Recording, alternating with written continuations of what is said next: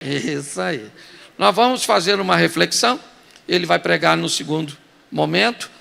Mas a minha proposta, como anunciei no domingo, é conversar com você de uma forma bem simples. Aliás, eu dividi essa ministração em algumas ministrações. Então, eu vou estar fazendo uso, certo, desse tema em outras ministrações. O poder de um bom nome. Um bom nome. Construir um nome, certo? Que quando ele é pronunciado, as pessoas saibam quem você é, o que você representa e o que está em torno de sua vida. Um bom nome é reconhecido também no mundo espiritual. Deus, conversando com Satanás, fala um nome próprio. Tende visto meu servo Jó, íntegro, reto, que me teme e que se desvia do mal? Olhar para o nome de Salomão faz com que a rainha de Candás, ela saísse de sua terra, simplesmente por causa do nome de Salomão. Ela mesmo diz: o que me disseram a seu respeito é muito menos do que eu fui capaz de observar. Então, um ambiente onde pessoas de bom nome frequentam ou convergem para ele, e ele se torna altamente poderoso em todas as esferas. Todas as vezes que uma empresa, um serviço, um negócio consegue construir um bom nome, ok? Inevitavelmente o sucesso vai caminhar nessa direção. Um ambiente espiritual, emocional, frequentado por pessoas de bom nome, de boa conduta, de boas ações, faz com que o mundo espiritual, o mundo emocional esteja presente, agindo, movendo, trazendo uma energia, um poder favorável. Tá certo? Então, um bom nome, primeiro, ele vai desassociar a maioria das pessoas, ou o comportamento da maioria das pessoas.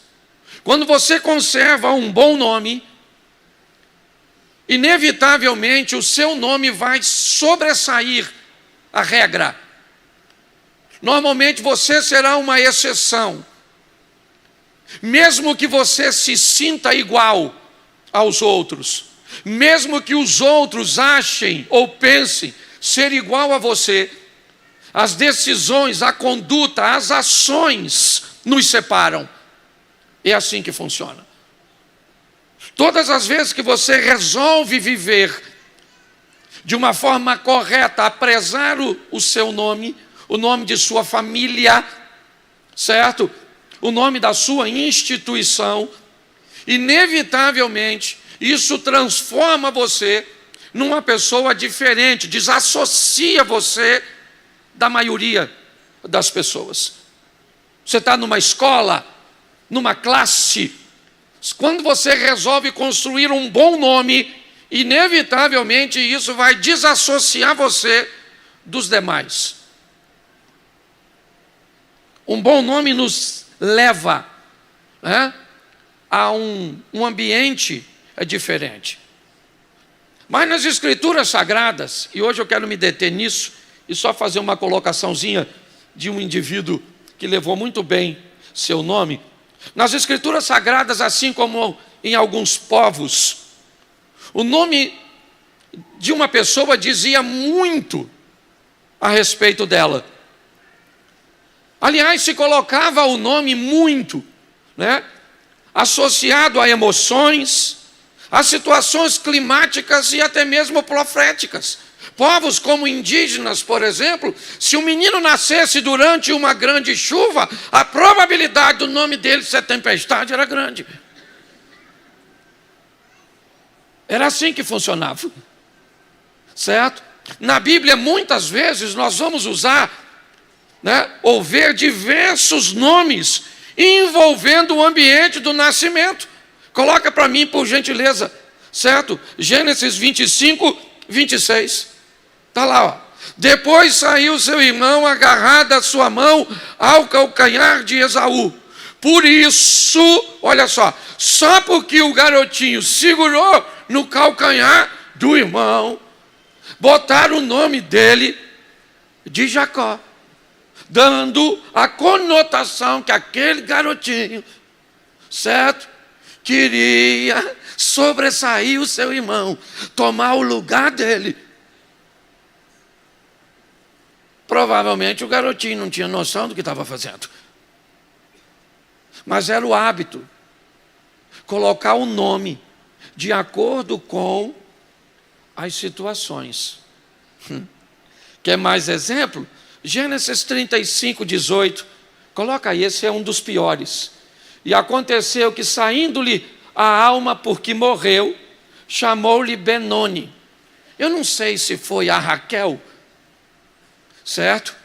Ou se foi uma das parteiras, porque o texto diz que a mãe morreu no trabalho de parto. Esse é o segundo filho dela. O primeiro foi José, certo? Esse garotinho que nasceu agora, tá certo? É o irmão mais novo do José do Egito. E com o parto dele, a mãe morreu. Sabe o que resolveram colocar? O nome do menino de Benoni: sofrimento, dor. Aí o pai chegou e falou: nada disso, vai chamar o menino de Benjamim, que traz uma conotação de alegria. Mas já queria botar um nome ruim no garoto, só porque a mulher morreu. O garoto tem culpa da mulher ter morrido? Sim ou não? Mas às vezes o nome carrega uns troços esquisitos. Gênesis 25, 25, coloca. Saiu primeiro, ruivo e todo como vestido de pelo. Por isso chamaram seu nome Esaú. Então, é cabeludo, suplantador, dor. Mas sabe o que é legal? É que na nossa cultura, graças a Deus, o nome é colocado assim, com mais valores. Como é que coloca o nome na nossa cultura? O nome de um ator, de uma atriz, certo? Eu fui brincar com o Elvis Presley, por que o nome dele era Elvis? E ele falou: porque meu pai era muito fã de Luiz Gonzaga, certo? Tirou uma onda com a minha cara, aquele infeliz, não é verdade? Mas os nomes e a mudança deles eram muito comum. Que é Abraão, que é Jacó, que é os rapazes da Babilônia, os meninos que saem do ambiente, dos hebreus, para irem para a Babilônia, e assim que chegam, a primeira coisa que vão fazer é trocar os nomes. Ok? Vamos fazer com que eles esqueçam de onde vieram e quem são. Eu não sei se você já notou, mas se seu nome for pronunciado em algum ambiente, mesmo que não esteja falando contigo, você vai olhar. É assim que funciona. Se você observar, o que os rapazes fazem na Babilônia? Constrói na Babilônia um bom nome. Quando havia um problema na Babilônia, inevitavelmente os rapazes eram acionados para resolver o problema. Um bom nome permitiu, principalmente a Daniel, ver o império babilônico cair e o nome e o ministério dele ficar de pé. Por causa da construção de um nome. E você sabe muito em torno do nome quando o dono dele não está presente. Essa é a grande verdade. O valor que temos para as pessoas em nosso bom nome, normalmente não é caracterizado quando nós estamos presentes, mas e sim quando nós não estamos. O que as pessoas dizem a nosso respeito quando nós não estamos lá para oferecer a ela nenhum desconforto, nenhuma ameaça. Então, a construção de um bom nome é importantíssimo. Hoje, o nome na nossa cultura tem mais a ver com quem carrega do que quem colocou, porque não há nenhum intuito, certo? Nas pessoas que nos nomearam, ou pelo menos a maioria de nós. O meu nome, por exemplo, Cláudio, quer dizer coxo, quer dizer manco. Eu jamais colocaria, depois que eu descobri o que era, os meus nomes dos meus 2 filhos, um significa domador de cavalos e o outro significa feliz, porque na hora de colocar eu prestei atenção. Então construir um nome, hoje o quê? É nome de celebridade, jogador de futebol, cantor sertanejo, personagem de novela. Quem aqui, pode levantar a mão, não vou perguntar seu nome não, mas assim, tem um nome por causa de um personagem de novela, levanta a mão. Olha aí, tem gente. Cantor, tem alguém que recebeu em homenagem a cantor ou cantora? Olha aí, os cantores. Certo? Ok? Então nós vamos dar uma olhadinha nisso, por quê? Porque isso me chamou muito a atenção. Inicialmente, no começo da nossa história, o nosso nome só serve para estabelecer limite e protocolo. Pode notar, quando você está começando a vida, normalmente é só para receber ordem. Lembra?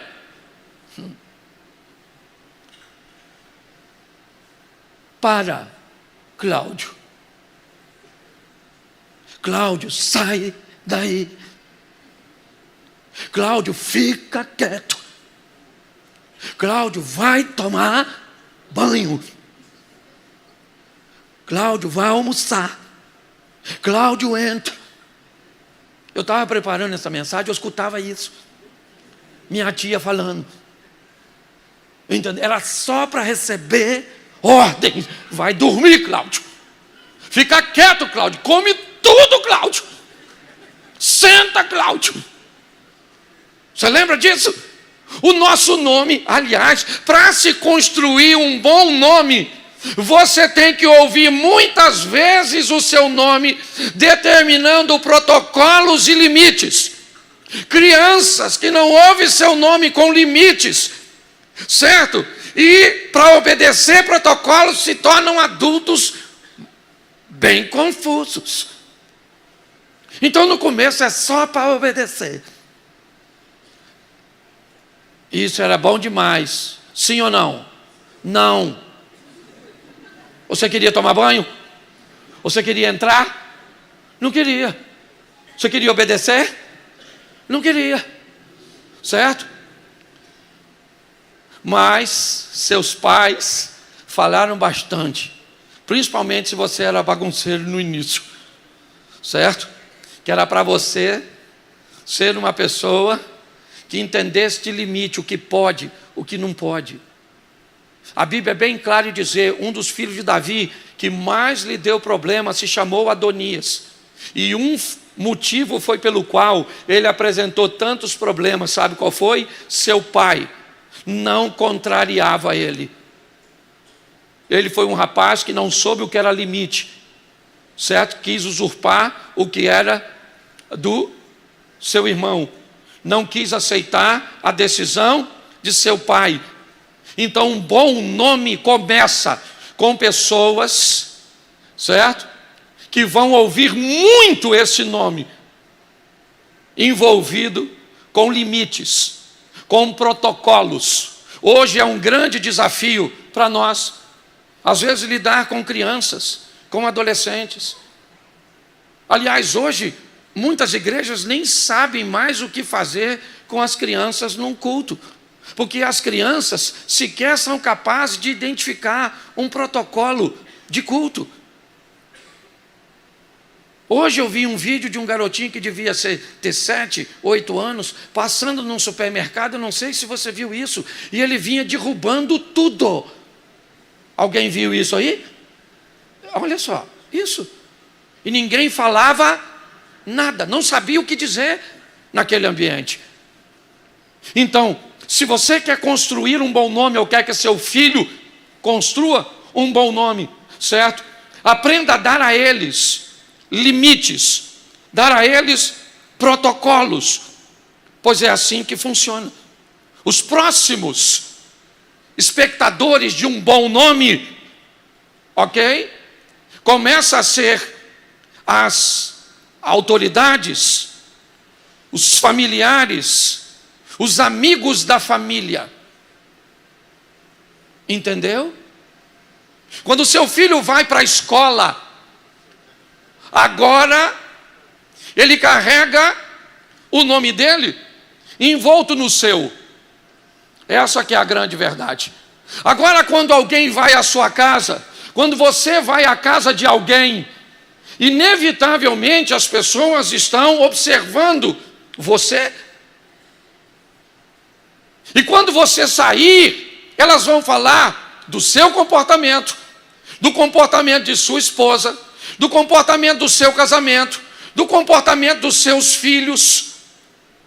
Porque as pessoas estão fazendo uma leitura, elas podem não dizer para você, mas elas vão dizer de você para outras pessoas, isso com certeza.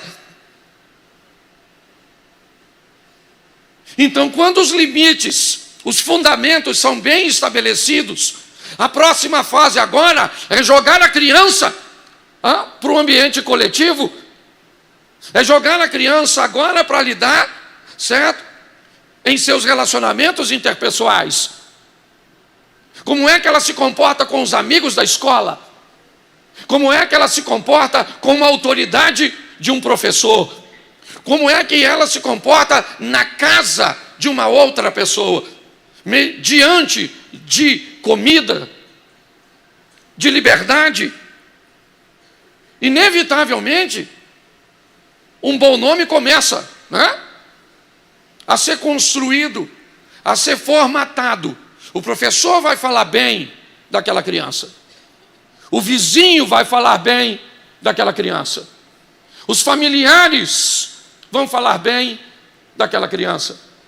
Pessoas gostariam de convidar você e farão questão que você leve seus filhos, que você esteja presente. Porque todo mundo quer estar perto de alguém que tem um bom nome, que tem uma boa fama. Obviamente, e isso precisa ficar claro, é que é nessa fase agora que a rebeldia, certo? E a vontade de romper limites tem tendência a se manifestar. É comum que em alguma fase da nossa vida nós nos tornemos rebeldes, tenhamos comportamentos desagradáveis, às vezes vão passar por um período onde as notas não serão tão honrosas, onde o comportamento pode não ser tão agradável, onde a fama ruim pode afetar nosso nome. Ô menino terrível, esse menino não obedece ninguém.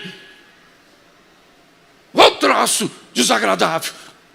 Um adolescente rebelde, mas é uma coisa bem pontual. Ela pode fazer parte da nossa vida tentando manchar nosso nome, é verdade. Mas, com essas situações, os valores e os princípios impressos pelas autoridades e referências que tivemos ao nosso redor vão ganhar força e estabelecer resultados. É assim em qualquer ambiente. Você é novo na igreja? Se você se aproximar de alguém que tem um bom nome, a probabilidade de você se tornar um bom cristão é grande. Ah, pastor, mas todo mundo que está na igreja, não. Cabe a você selecionar onde senta. Cabe você observar que tipo de conversa essa pessoa mantém, que tipo de postura ela traz consigo. Assim como se você for para o trabalho, como se for em qualquer ambiente, se aproximou de alguém que vai lhe oferecer valores e princípios corretos, provavelmente você vai construir uma boa história. Sente do lado de quem fica o tempo inteiro no celular, quem fica o tempo inteiro, certo? Conversando. Sente do lado de uma pessoa que você pede para levantar, ela está sentada, pede para cantar, ela está de boca calada, pede para levantar a mão, ela está de braço cruzado. E observe você daqui a 6 meses. Os outros cantam, você não canta, os outros levantam, você se senta, o outro ora, você nem fecha seus olhos, e é o Satanás. Não é o Satanás não, é a pessoa. É a referência negativa que você colocou, inevitavelmente. É importante que nós estejamos atentos a isso. Por quê? Porque quando um nome é bem estabelecido, quando valores e princípios estão bem impressos na nossa mente, agora você continua a obedecer e a manter limites, só que agora com um alto comando. Agora é você comandando você. Seu pai, sua mãe, o professor, sua avó, eu não sei quem foi, que buscou imprimir em você um bom nome. Mas se ele teve êxito, quando te mandar para o ambiente, que esse período de rebeldia que pode tomar de assalto em algum momento for embora, você terá um bom comportamento em qualquer lugar que você tiver. Porque agora você sabe o que você carrega. O que se fala agora é, por exemplo, fulano é educado, hein, cara? Que pessoa educada. Que pessoa sábia. Note que estamos tratando de um assunto. Alguém pode reconhecer você e dizer, nossa, que pessoa bonita, ou que pessoa forte. Mas note que os adjetivos que estão sobre você, eles são positivos. Olha como fulano é próspero, como fulano é rico. Olha como fulano é famoso, ou como tem reconhecimento. Olha a credibilidade dessa pessoa. Quando você consegue construir isso, e não necessariamente o nome tem a obrigação, nem na Bíblia. Vamos lá, você conhece alguém que se chama Judas? Já conheceu alguém por nome Judas? Eu nunca. Se você conheceu, faz assim para mim, só para a gente ter uma pesquisazinha de campo. Isso, olha lá, um só. Levantou a mão que conheceu um Judas. Você sabe o significado, né? Um dos significados de Judas? Grato. Gratidão. O significado do nome dele é bom, mas a conduta, a postura dele foi tão negativa, que basicamente ninguém quer colocar sob nenhuma pessoa o nome desse cara. Um cara, com uma decisão, manchou um nome próprio. Fala sério. Você namoraria um Judas? Como é que é o nome do seu namorado? Judas. Certo? Provavelmente não. Então eu quero te mostrar agora rapidinho a postura de um cara que recebeu também um nome bem ruim. Eu não sei se a intenção da mãe era essa, mas o que tentaram fazer com esse rapaz não é tão importante o quanto ele resolveu fazer por si mesmo. A história parece meio atrapalhada, meio fora do tempo, Mas em 1 Crônicas, capítulo de número 4, verso 9 e 10, coloca na tela, olha só. E foi Jabes mais ilustre do que seus irmãos.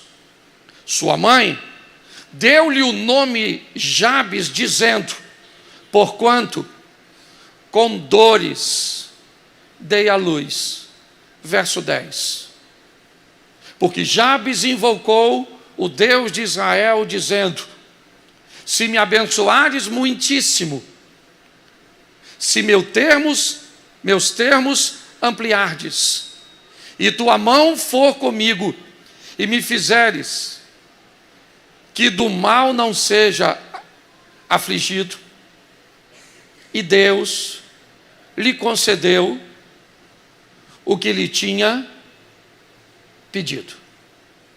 Se você observar esse texto, o certo seria ele começar pelo final do verso 10. Olha como faria mais sentido se tivesse sido escrito assim o verso 9. E Deus lhe concedeu o que lhe tinha, repita comigo. E Deus lhe concedeu o que lhe tinha, verso 9. Foi Jabes mais ilustre do que seus? Não faz mais sentido? Por que Jabes foi mais ilustre do que seus irmãos? Porque Deus lhe concedeu o que ele havia pedido. Então vamos entender o que está acontecendo aqui. A história desse cara só tem 2 versículos. 2. Você só vai encontrar o nome Jabes um pouquinho antes, né, desse texto, referindo-se a uma cidade. Mas Jabes, como nome próprio, a história dele só tem 2 versículos, os 2 que eu mostrei para vocês. E o primeiro versículo começa com o final da história. É isso que é legal, certo? O primeiro versículo, falando a respeito dele, não diz o nome que ele recebeu, o que aconteceu com ele, qual foi a intenção da mãe, certo? Não diz nada disso. O texto já começa dizendo qual foi o desfecho da história dele. O que a Bíblia vai focar nesses 2 versículos que não tem muito tempo para falar a respeito desse personagem? Me parece que o propósito disso está em Eclesiastes 7:8. Coloca aí, por favor. Eclesiastes 7:8. Melhor é o fim das coisas do que o princípio delas. A história de Jabes começa falando do final. E isso é fantástico. Por quê? Porque talvez o seu início seja ruim, talvez o seu agora não seja muito bom, mas eu queria lembrar você, a sua vida ainda não acabou. É importante você acreditar e trabalhar para que o seu amanhã seja muito melhor que foi o seu ontem, porque melhor é o fim das coisas do que o princípio delas. Tem gente aqui que já teve uma vida mas muito ruim, mas não foi ruim o suficiente para matar você.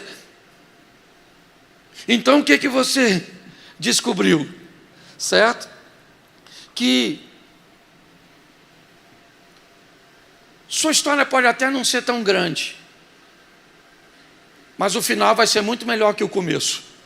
Posso ouvir um amém? Amém. Isso. Então a história faz questão de dizer que ele foi o mais ilustre dos seus irmãos. Então olha para quem está do seu lado. Eu sei que é chato pra caramba.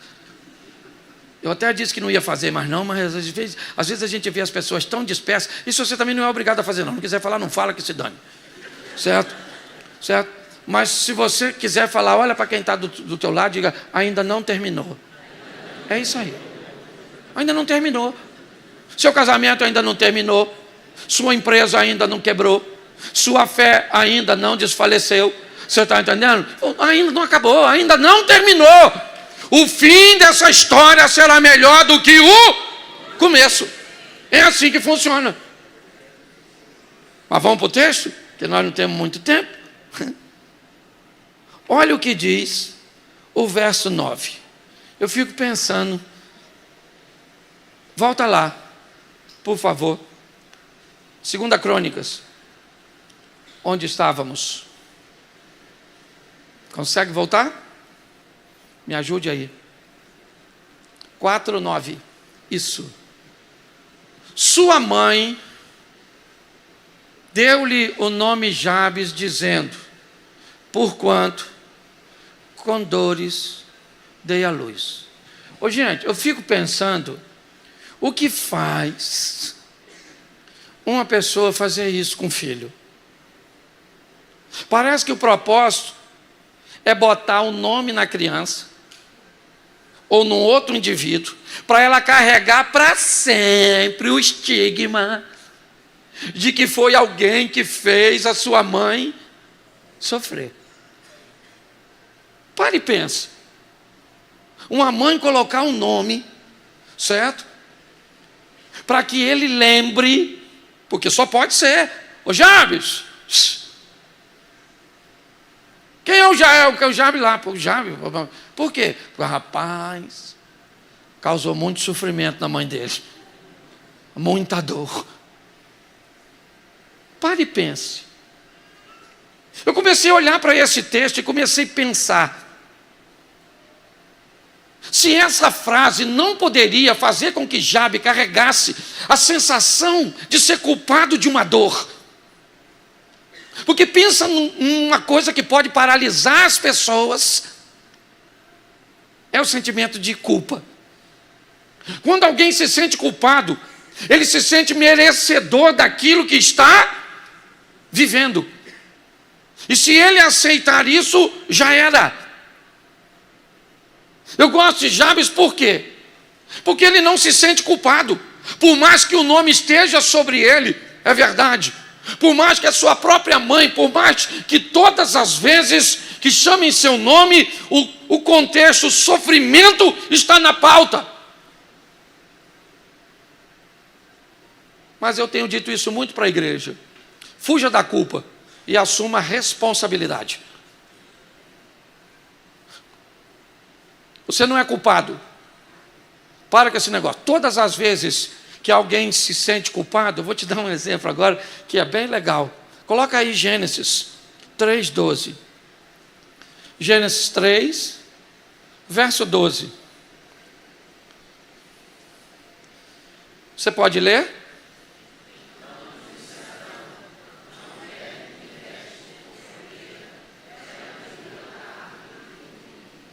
Adão está conversando com quem? Está conversando com quem? Ele pecou, sim ou não?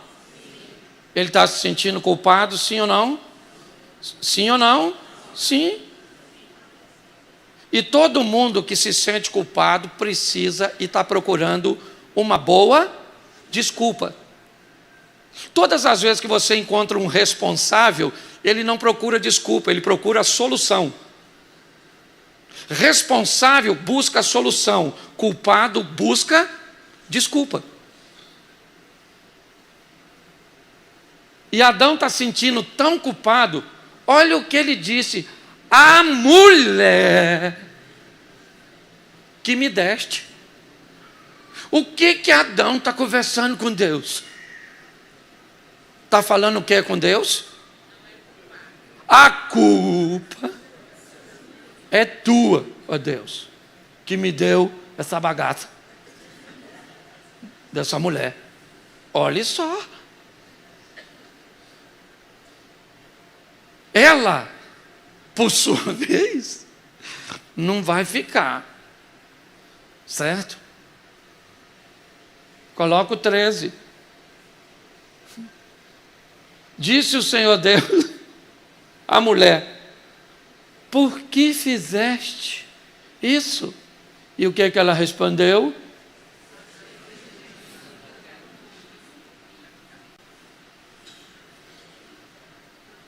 Eu não tenho nada a ver com isso.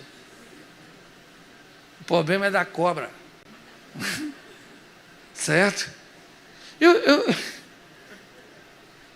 Ô, gente, tenta pensar assim comigo. Imagine que você é Eva. Entendeu? Até os homens agora. Pensa que você é Eva. Aí tu está passando assim perto de uma árvore, sim. De repente, uma cobra fala: Eva. Ô, gente, ou os bichos conversavam, ou Eva era doida. Porque se eu estou passando num lugar e uma cobra fala Cláudio, eu não quero nem saber a pauta do assunto. Não vai ter diálogo entre eu e cobra. Você está rindo, mas o assunto é sério. É que nós somos pequenos demais para entender isso. Mas o que eu quero que você entenda é o seguinte: eu gosto do Jabes porque ele se sente e não culpado. Porque pensa em algo que pode paralisar você, a culpa. Você fez. Pronto, devia ter feito? Não. Mas fez, não fez? Eu uso sempre o exemplo de copo. Por quê? Porque você vem passando assim, ó. Aí você esbarrou no copo, o copo quebrou. Plá! Quebrou o copo. Se você é uma pessoa que se sentir culpada, olha o que você fala: quem botou esse copo aqui? Eu cansei de falar que aqui não é lugar de copo. Agora sabe o que aconteceu? O copo quebrou. O que é isso? Isso é postura de quem foi que quebrou o copo? Mas ele quer saber quem colocou, porque ele não teve culpa nenhuma de quebrar. O culpado é quem?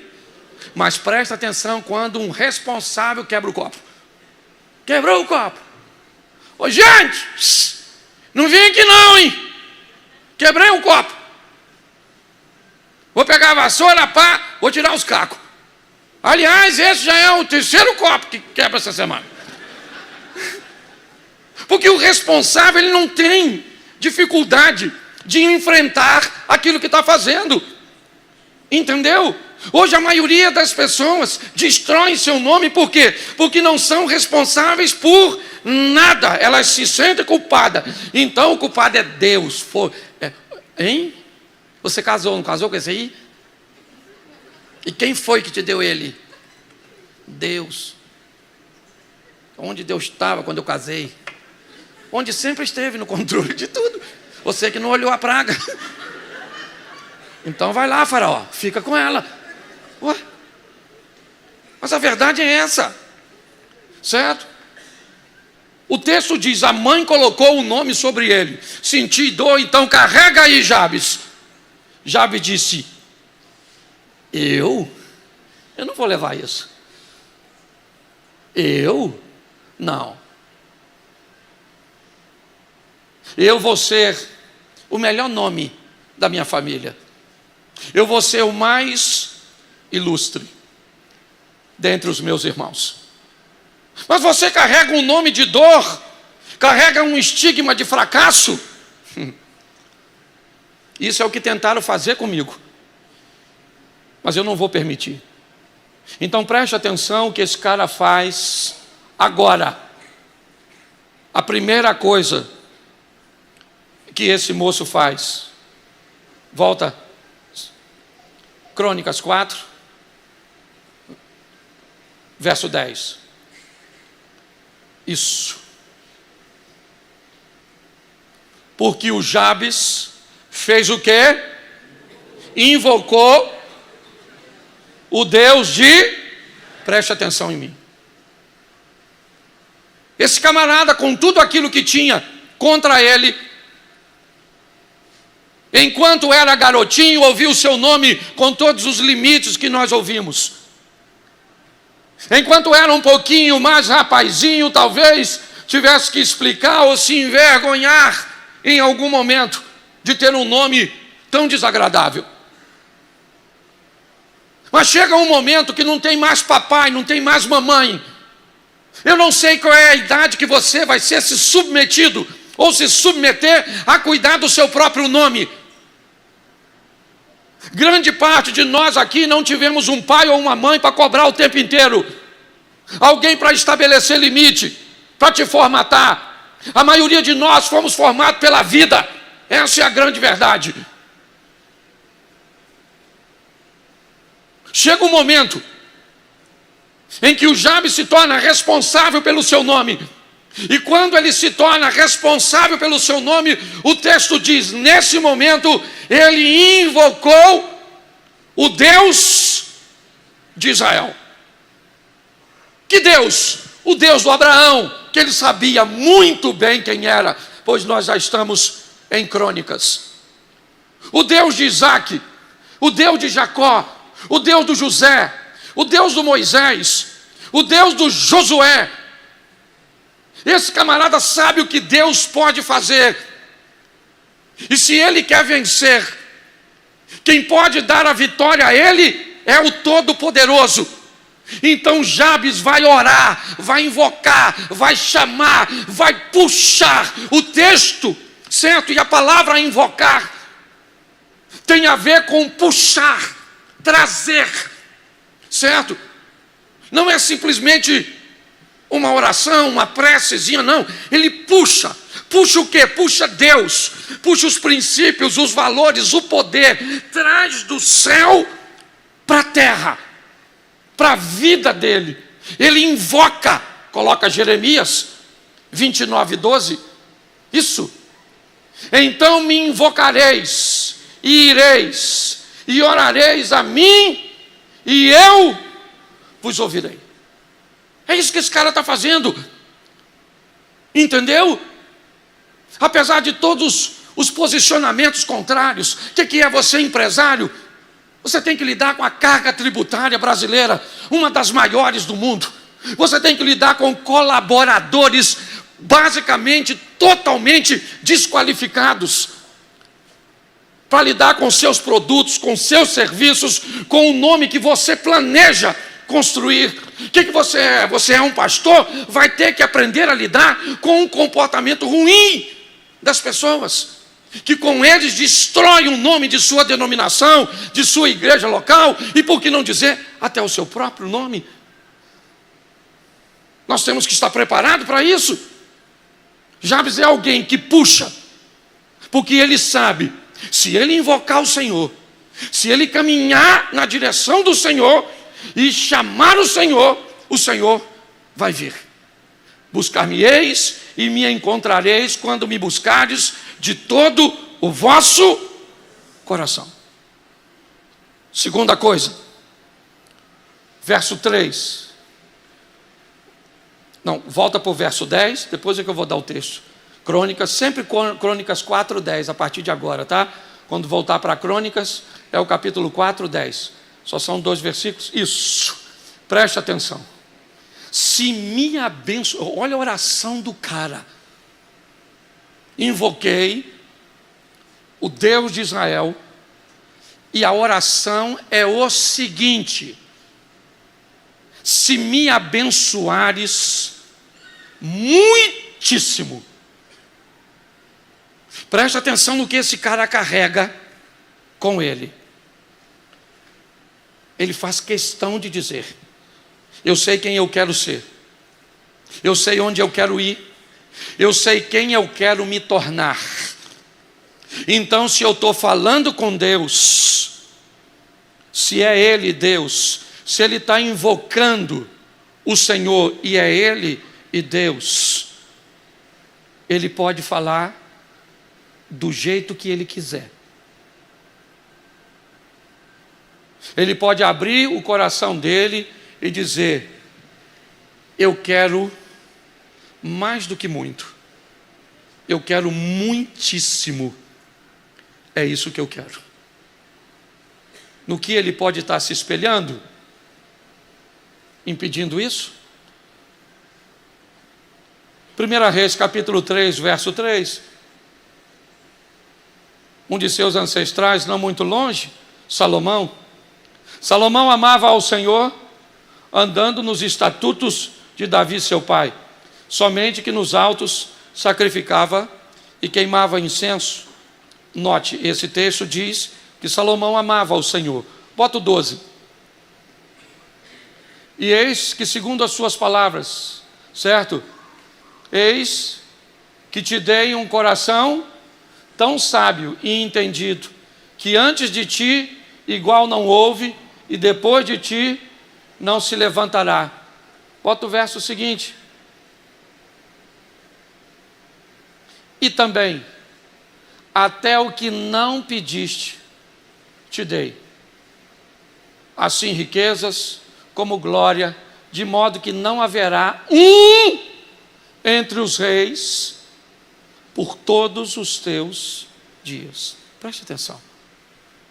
Eu gosto de Jabes, porque a oração dele está alinhada com a história do que Deus está fazendo. Quando ele invoca o Senhor no início da história, talvez ele esteja se inspirando nos patriarcas, no que viveram, na capacidade de Abraão de invocar o Senhor e interceder por seu sobrinho Ló, e ver o passo a passo daquela estrutura. Ele é capaz de olhar para Isaac e ver o único patriarca de uma esposa só, que nunca teve outra mulher, e que sua esposa também era estéril, mas os joelhos daquele marido fez com que sua esposa desse à luz. Olhe bem, ele sabia o que Deus era capaz de fazer, mas agora ele também sabe que se está diante de Deus, não precisa usar de uma falsa modéstia. Se está diante de Deus, não precisa pedir alguma coisinha. Dá para fazer diante de Deus. Senhor, eu quero muitíssimo. Senhor, eu quero muito, eu quero ir além. Sabe Salomão, quando pediu apenas quer um coração sábio, e Deus disse, eu vou te dar um coração sábio, eu vou te dar vida longa, eu vou te dar poder e uma estrutura sobre os seus adversários, e eu vou dar a você riqueza. Jabes é alguém que se levanta para ir para a presença de Deus, para pedir a Deus. Eu não sei o que você precisa. Se vier falar comigo, talvez precise usar de modéstia, porque eu sou limitado. Se for pedir alguém para orar por você, talvez você precise, sim. Mas se você vai falar diretamente com Deus e puxar Deus para a sua vida, não peça pouca coisa. Mergulhe na presença dEle e peça a Ele, porque Ele pode te dar e fazer o que ninguém pode te dar nem fazer por sua vida. Eu não sei o que você tem que resolver amanhã, mas Deus pode resolver e entrar com providência sobre quaisquer coisas. E Jabes sabe disso. Eu quero é muitíssimo. E talvez por isso ele foi maior. Volta para o 10. 2 Crônicas 4, 10. Eu quero muitíssimo e eu quero meus termos ampliados. É isso. Amplie minhas terras, minhas possessões. Eu quero alcançar, eu quero ir, eu quero fazer, eu quero viver. Em quem ele se apoiou? Talvez em Calebe, olhando para as montanhas. E quem ele se espelhou? Em Abraão, que recebeu o chamado, sai da tua terra e da tua parentela, vai para uma terra que eu te mostrarei. Em ti serão benditas todas as famílias da terra, abençoarei os que te abençoarem, amaldiçoarei os que te amaldiçoares. Sabe o que esse homem está fazendo? Tomando posse das promessas que foram determinadas sobre seus ancestrais. Jabes não é um cara bobo. A situação não é boa. É verdade para ele. O nome que lhe deram para ele pode não ser de muita honra, mas esse camarada vai construir um nome extraordinário em apenas 2 versículos. O próximo está aí, ó. e a tua mão for comigo. Eu não quero tuas bênçãos, Senhor. Não é isso que eu estou falando. Eu quero a tua presença. Eu quero o Senhor comigo. É isso que ele está dizendo. Eu quero o Senhor na minha oração. Senhor, eu vou invocar o teu nome. Invocando o teu nome, eu quero ser muitíssimo abençoado. Invocando o teu nome, eu quero que o Senhor amplie as minhas terras. E eu quero que a tua mão seja comigo. Êxodo 33, 15. Coloca aí um texto do Moisés. Então lhe disse: se tu mesmo não fores conosco, não nos faça subir daqui. Eu quero ir, mas eu quero que o Senhor nos acompanhe. Eu quero ter a segurança de estar com o Senhor. Essa frase é uma frase que vem depois de Deus conversar com Moisés. Sabe o que Deus disse a Moisés? Moisés, é melhor você conduzir esse povo sozinho. Porque Moisés, o proceder desse povo não está legal. A postura desse pessoal não está legal, Moisés. Então eu vou logo te avisando. É melhor eu não ir com vocês. Porque se eu for com vocês, Moisés, e esse pessoal continuar se comportando desse jeito, eu sei, eu vou matá-los no deserto. Eu vou matá-los. Então, Moisés, é melhor e mais garantido para todos eu não ir com vocês. Entendeu? Porque eu zelo pelo meu nome e vocês não. Então é melhor nós não andarmos. Vocês são meu povo, mas nessa, conduz você, Moisés, e me deixa fora. O povo se entristece com isso. Depois você lê. O povo começa a chorar. Cada um consegue olhar para si mesmo e descobrir que realmente o que Deus está falando faz sentido. Eles poderiam dizer: Moisés, é melhor que Deus não vá, porque senão nós correremos o risco de morrer. Não é isso. Moisés lidera o povo por uma vontade que era do próprio povo. Se a tua presença não for conosco, não nos faça subir daqui. É isso. É o povo olhando para si mesmo e descobrindo, certo? Que Deus é perfeito e nós nem tanto. Nós precisamos melhorar. Já finalizando a oração de Jabes, volta no capítulo 4, no verso 10.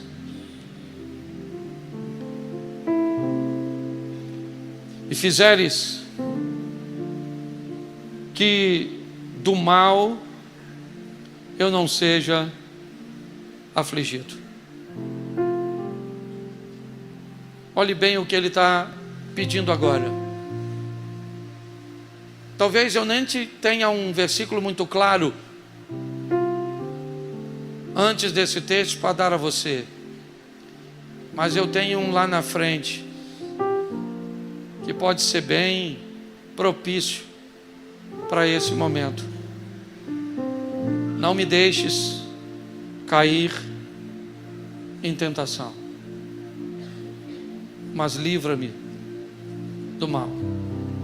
Jabes está falando de alguém que não quer um período legal na sua vida. A última expressão do Jabes, ele já foi abençoado muitíssimo, suas terras já foram ampliadas, a mão do Senhor é com ele, mas a preocupação do Jabes é que a mão do Senhor também já havia sido com Saul. e depois não foi mais.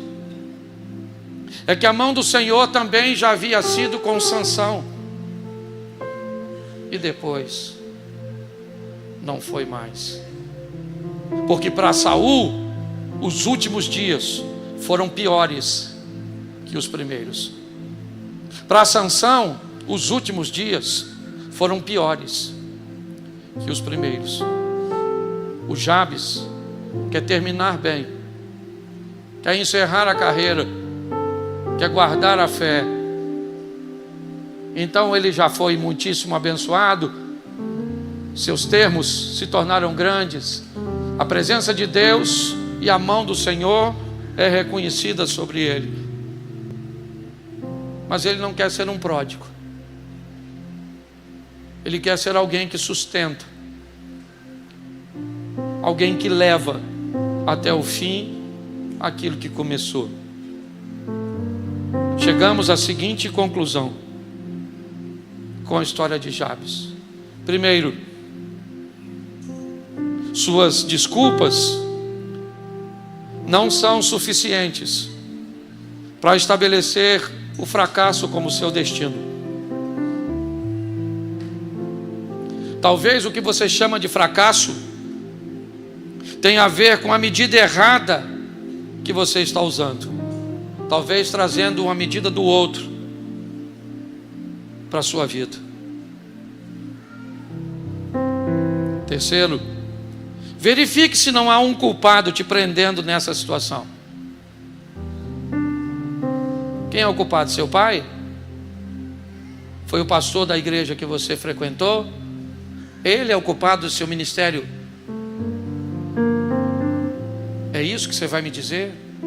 Você vai me dizer que um homem é mais poderoso do que Deus, e o que Deus queria fazer não aconteceu porque um homem se meteu? É isso? Jabes tem que vencer tudo isso. Faça como Jabes, uma oração poderosa, para que você consiga vencer. A vida está esperando seu nome aparecer.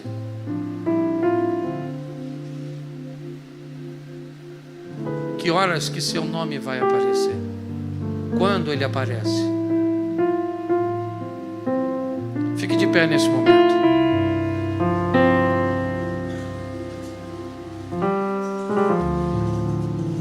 Feche seus olhos. Quero orar. Senhor nosso Deus e Pai soberano, te damos graças, ó Deus, por tua palavra e pelo exemplo que o Senhor nos deixou do teu servo Jabes.